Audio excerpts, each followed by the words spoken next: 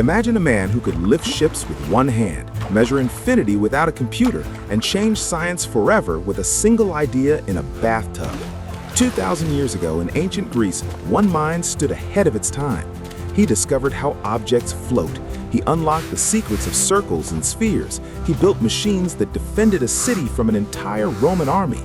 And one day he ran through the streets shouting a word that still echoes through history: Eureka!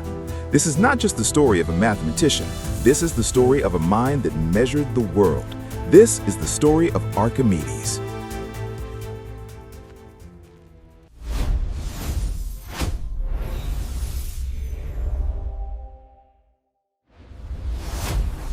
Archimedes.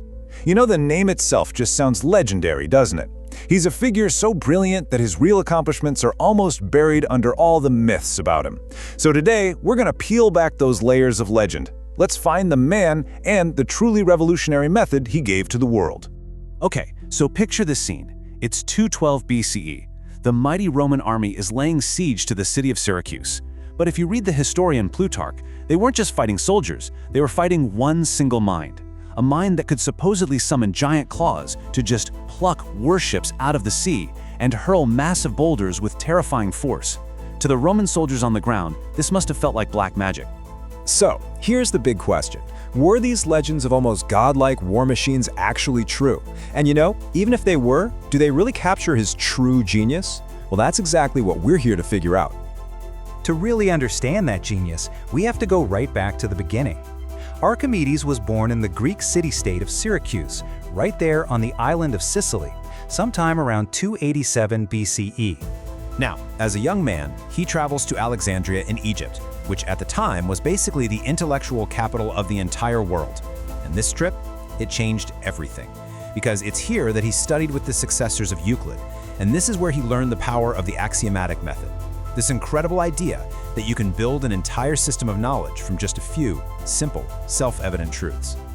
So when he gets back to Syracuse, he puts that powerful mind to work for his friend and, turns out, his relative, King Hiram II. And this is really where that famous image of Archimedes the inventor starts to come into focus. And all this practical work led to what might be one of the greatest boasts in all of history. What he was really getting at was his deep understanding of leverage. The idea that with the right fulcrum, a tiny bit of force could move something absolutely immense. And the thing is, this wasn't just talk. The king was, well, amazed, and basically challenged him to prove it.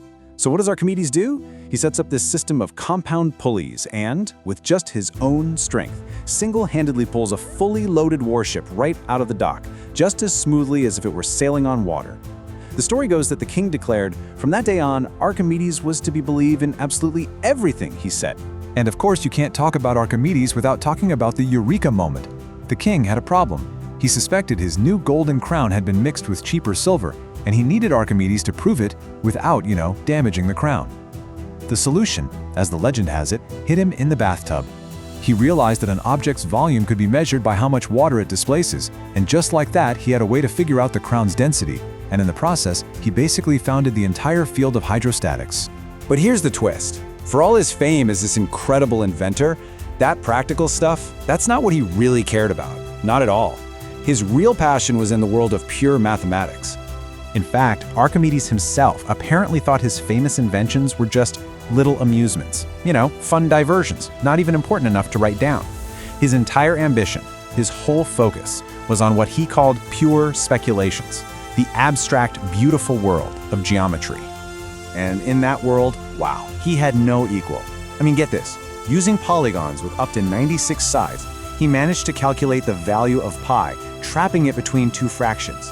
His result was accurate to over 99.9%, and he did all of this without decimal notation, let alone a calculator. He wasn't just finding a number, he was capturing this deep, irrational constant, using nothing but pure logic.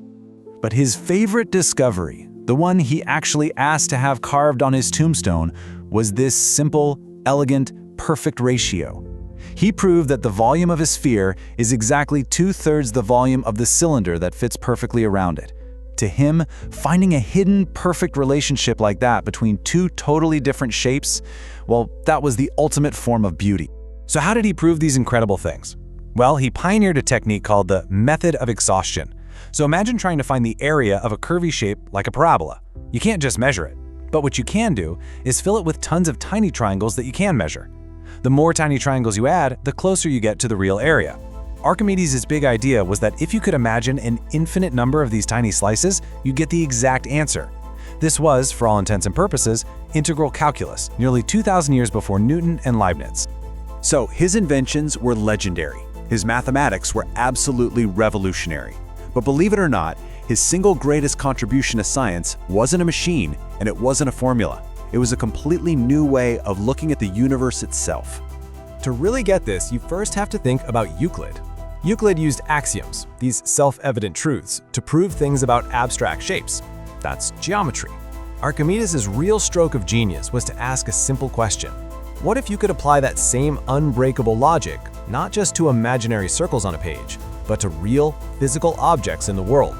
And this became his blueprint for physics. Step 1. Start with a simple, obvious physical truth.